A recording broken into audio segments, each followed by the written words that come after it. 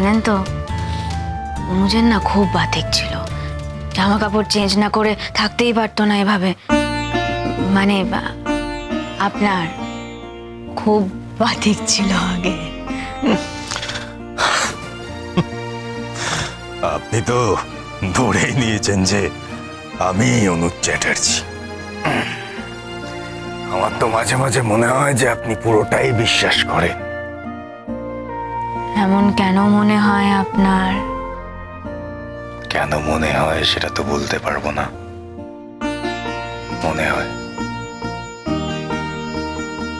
আচ্ছা ঠিক আছে, আমি সন্ধ্যেবেলা সব গোছগাছ করবো। Okay, that's like a good বয়।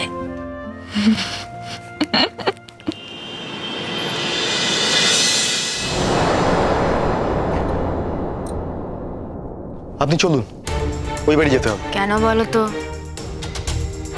আমি তোমায় কিছু বলছি না মামা। আমার বাড়িতে এসে যখন কথা বলছো তখন নিশ্চয়ই আমার অপছন্দের কথা বলতে পারো না, তাই না?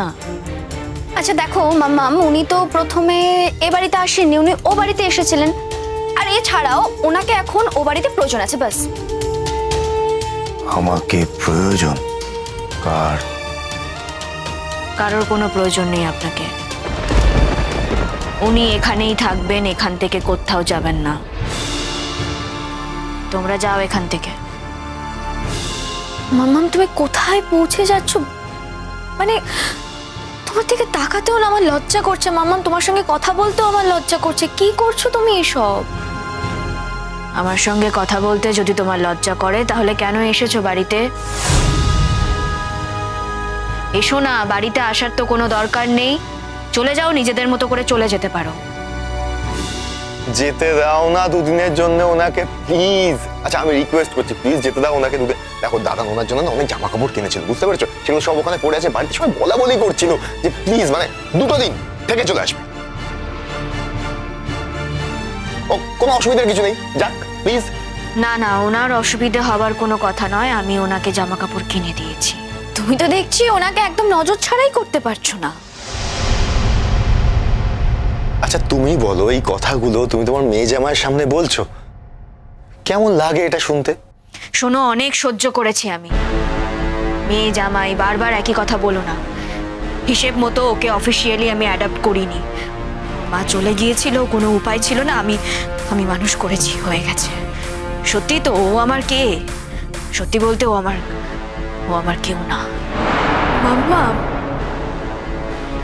মাম্মাম, এত বড় কথাটা তুমি আমাকে বলতে পারলে? হ্যাঁ বলতে পারলাম, কারণ তুমি এমন কাজ করছো যে এই কথাগুলো বলতে আমি বাধ্য হচ্ছি।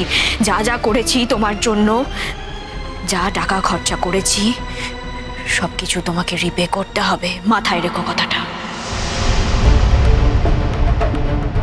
এই কথাটা তুমি আগে তো বলনি। কেন? আগে বললে কি হতো? তুমি ওকে বিয়েটা করতে না? না না মামুনি, আমি দেখো, উফ, আমি না এত ছোট মনের মানুষ নই।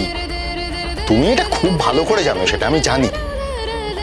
মামুনি, ওকে আমি পছন্দ করি, আমি বিয়েটা ওকেই করতাম। কিন্তু আমার পরিবারের সামনে, সবার সামনে দাঁড়িয়ে তুমি ওকে নিজের মেয়ের পরিচয় দিয়েছো। এখন তুমি হঠাৎ করে ডিজাইন করে যাচ্ছ। শোনো ঋতুরাজ, সম্পর্কগুলো না অনেকটা মিনি সুতোর মালার মতো। জন্মসূত্রে কিছুই থাকে না, সম্পর্ক তৈরি হয়।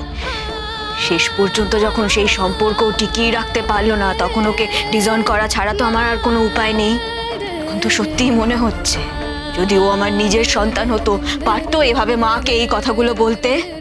পারতো এতটা কষ্ট দিতে মাকে? আমি যদি কারোর সঙ্গে ভালো থাকি তাহলে ওর এত কিসের অসুবিধে? লজ্জা করবে আমার পরিচয় দিতে হবে না ওকে আমার পরিচয়।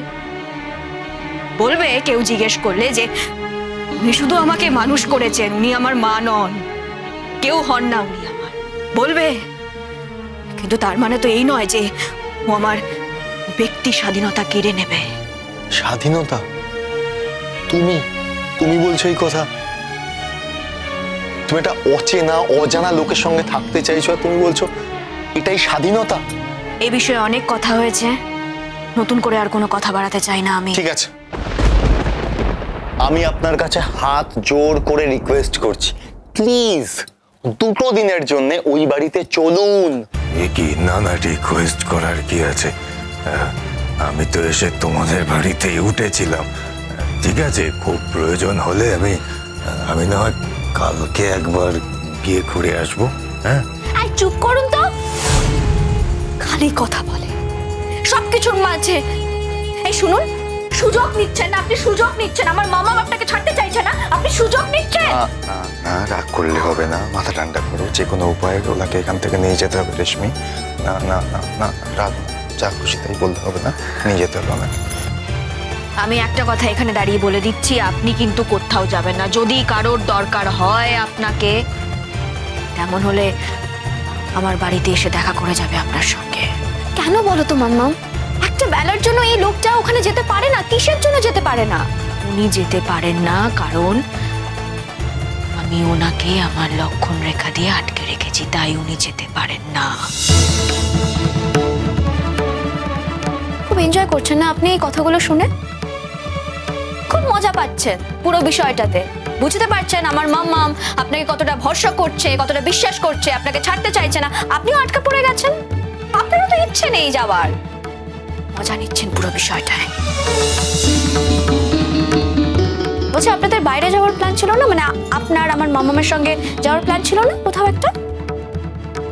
সবাই জানে পাহাড়ে যাব আমি।